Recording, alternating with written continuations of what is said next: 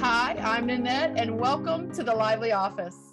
We are going to talk about a very specific type of communication model. In every organization that I've ever worked at, or just hearing it while you're shopping and about town, people talk about communication and not being able to communicate or having this belief that they're this great communicator. One of the models that I personally like to use and in helping people trying to convey their message effectively is what we call the desk model. I'm going to pass that to Nanette. Nanette's going to explain the desk model.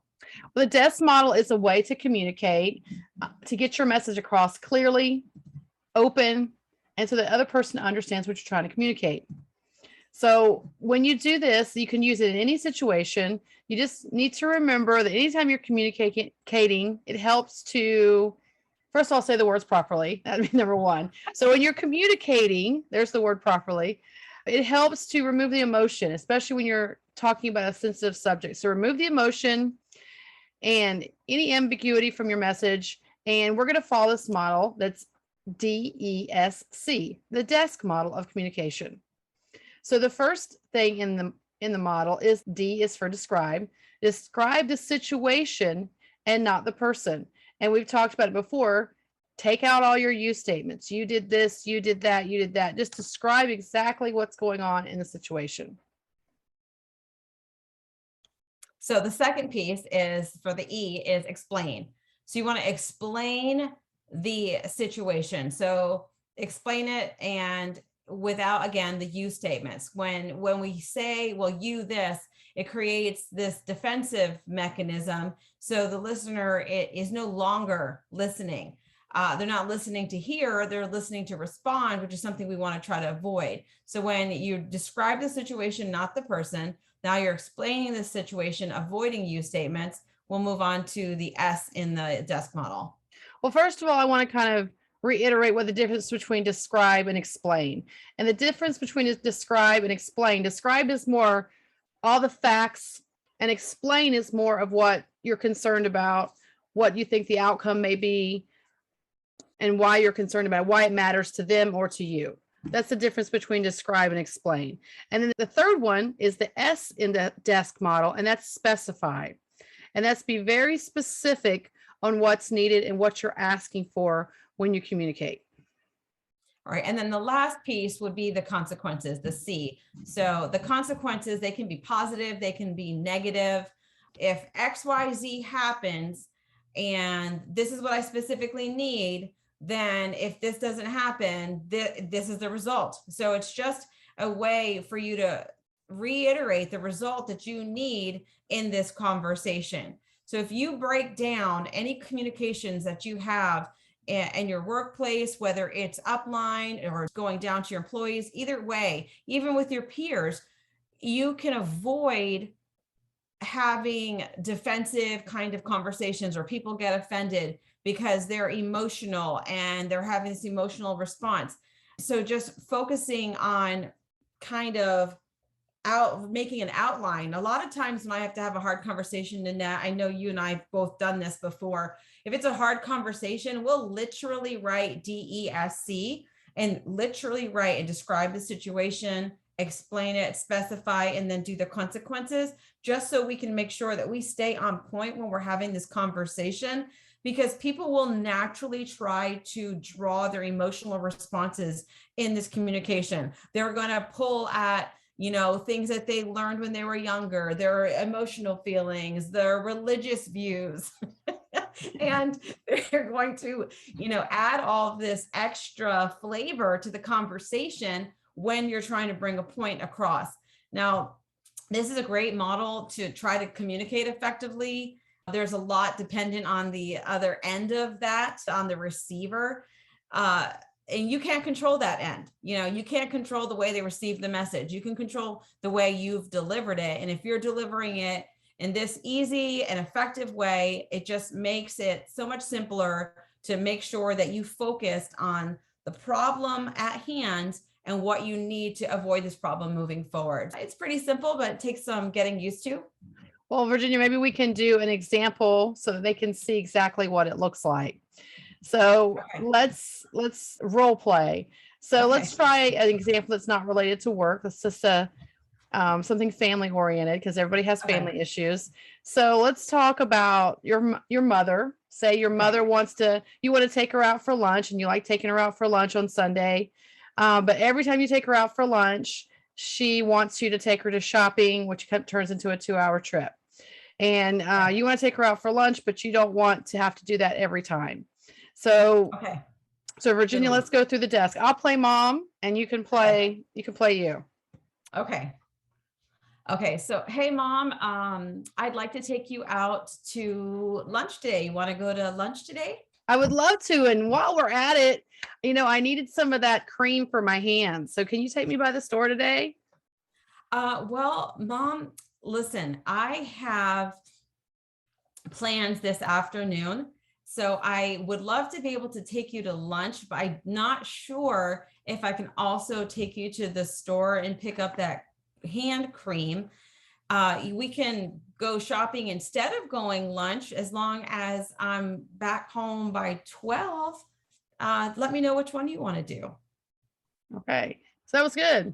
So I could be mom and make it more difficult, but we're gonna stick to DESC. You're very calm, mom. Thank you. That was very calm, mom. Yeah, it was easy on her. So describe. So Virginia described the situation, which was she wanted to take me to lunch, but she didn't have time to take me to the store. She also gave me an option.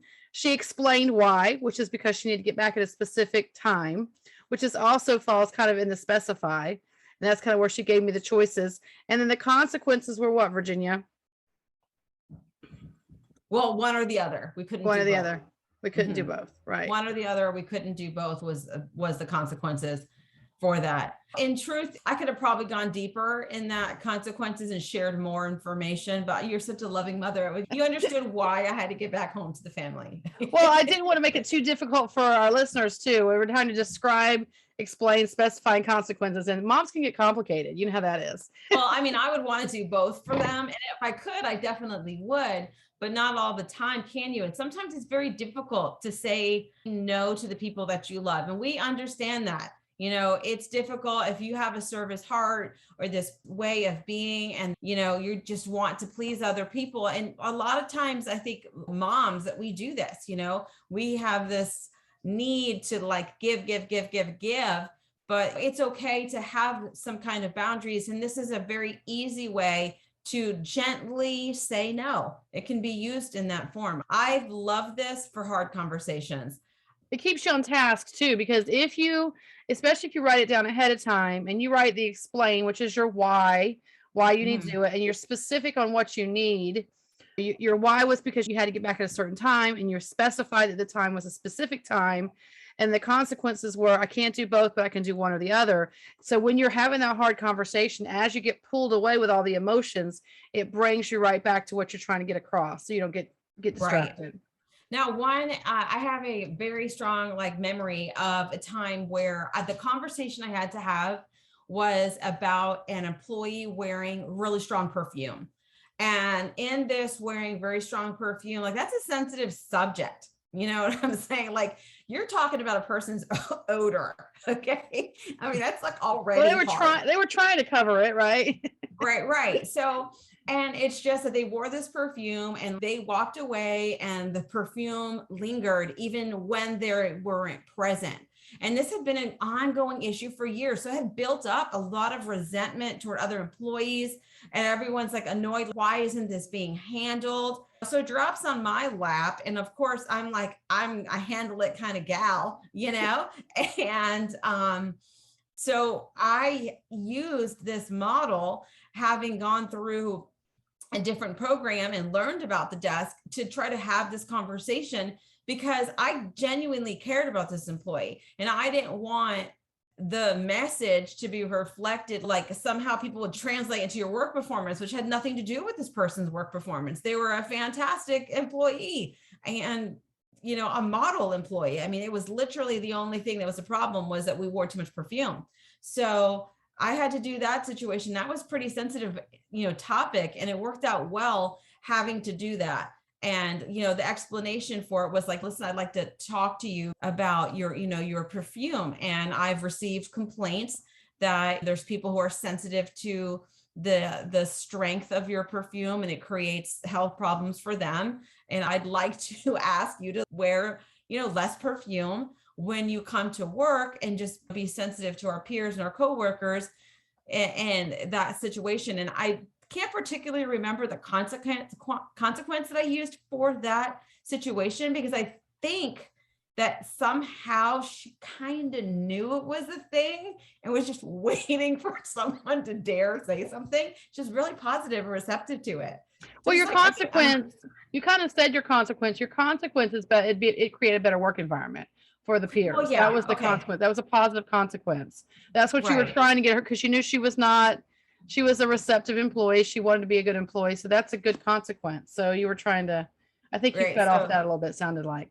yeah, and it may have. It was so very long ago, but it was like one of the ones that I remember this conversation, because I had so much built up angst having to approach this employee, being so new in supervision back then, and so new into this role of responsibility.